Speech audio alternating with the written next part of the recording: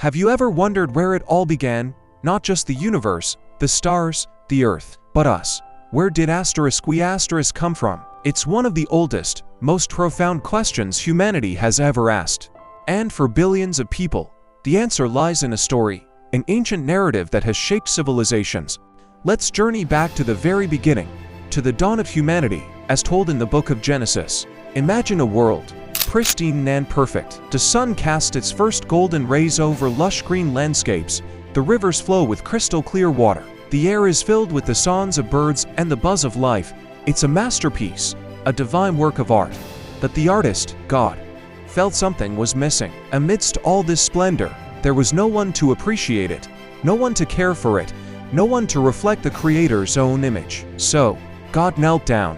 He reached for the very dust of the ground, the rich, red earth, and with his own hands, he began to form a figure. He didn't just snap his fingers or speak a word. This was different. This was personal. He molded the clay with intention, with love, crafting a being in his own likeness. And when the form was complete, he leaned in close and breathed into its nostrils the breath of life. The figure's chest rose, its eyes flickered open, and Adam, the first man, became a living soul.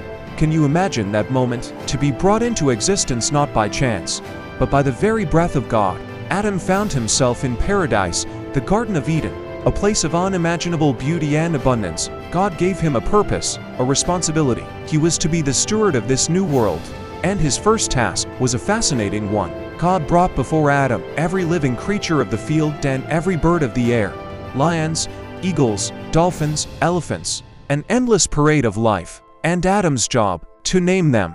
Think about that. He didn't just point and say dog or cat.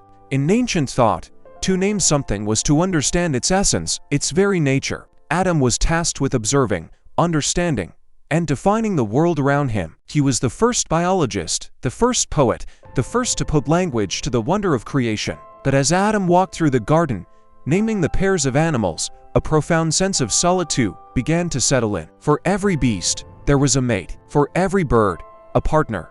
But for Adam, there was no one. He was utterly, completely alone. He was the masterpiece, but he was a lonely masterpiece. God looked at him and said, "It is not good that the man should be alone. I will make a helper suitable for him." So, God caused a deep sleep to fall upon Adam.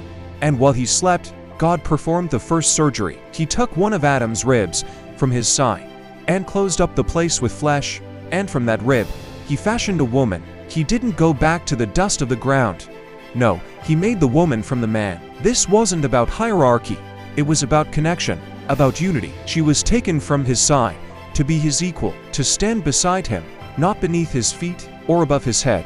When Adam awoke, God brought her to him. And in that moment, the loneliness vanished. Adam looked at her, and for the first time, he saw a reflection of himself, a counterpart, a completion. He exclaimed, "This is now bone of my bones and flesh of my flesh. She shall be called woman, for she was taken out of man." It was a cry of recognition, of joy, of belonging. The search was over. He was no longer just Adam. They were now us. This ancient story, whether you take it as literal history or profound metaphor, speaks to some of our deepest human truths. Our desire for purpose, like Adam naming the animals. Our deep-seated ache to avoid loneliness and find a companion who understands us. And our fundamental need for connection, for a bond so deep it's as if we were made from the very same stuff. It's a story that tells us we weren't a cosmic accident, but created with intention, for a purpose, and designed for relationship. It's the story of the very first hello, the beginning of us all.